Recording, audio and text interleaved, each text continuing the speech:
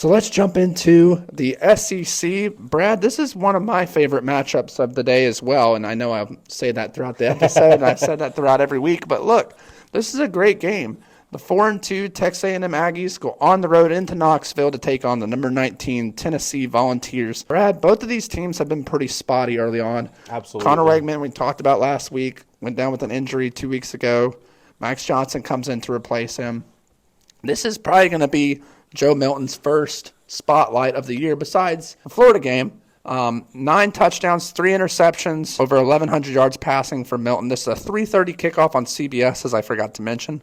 Tennessee favored by 3.5 in this one. You have to think that's due to home field advantage. We know the environment Knoxville brings. It's just as good as any other SEC environment. Brad, I'm going to turn it over to you. This is a tough one for me. Who do you got winning this SEC East versus SEC West matchup? Nate, man, I'm with you. This is a very, very tough one. To me, this is a tough one just because of Texas A&M's front seven. We saw that Alabama had an extremely tough time running the football against them. I mean, Alabama last week had, I believe it was 23 rushing yards. I mean, A&M's front four, but their front seven is just, it's loaded with future NFL guys. It's loaded with former 4- and 5-star guys coming out of high school. You know, Nate, I really do want to take Texas A&M. I think player to player, they are the better team. However, you mentioned it, the big storyline, and it's going to be the big storyline probably for the rest of the year with Texas A&M, is Connor Weigman is out for the year.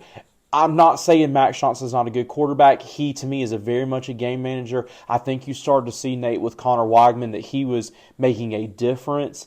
And I think with him going down, A&M is just going to have some tough sledding on offense. They've got weapons, but I just think that they are going to struggle on offense. And I say that all to say I'm taking the Tennessee Volunteers. I think Joe Milton starts to get in a groove. Look, if Tennessee rushes for 23 rushing yards like Alabama did last week, that's not going to bother Tennessee. They want to throw the football. I think Joe Milton has a good game. You know, we've talked about Tennessee's always known for their receivers in this Josh Heupel offense. Squirrel White, that's a fun name.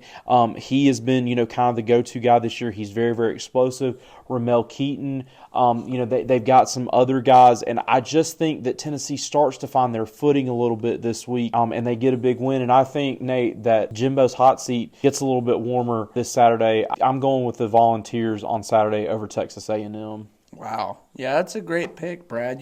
This is going to be a tough game on the road for the Aggies. Obviously, they come off of a very disappointing loss against Alabama last week. Tennessee, on the other side, had a bye week, coming off of a big win against South Carolina the week before, 41-20. I have to go with my gut here, and I have to go with the Aggies. Okay. I just think, yes, Tennessee has the home field advantage, but at some point, Joe Milton's going to have to step up and make some big plays for the Volunteers.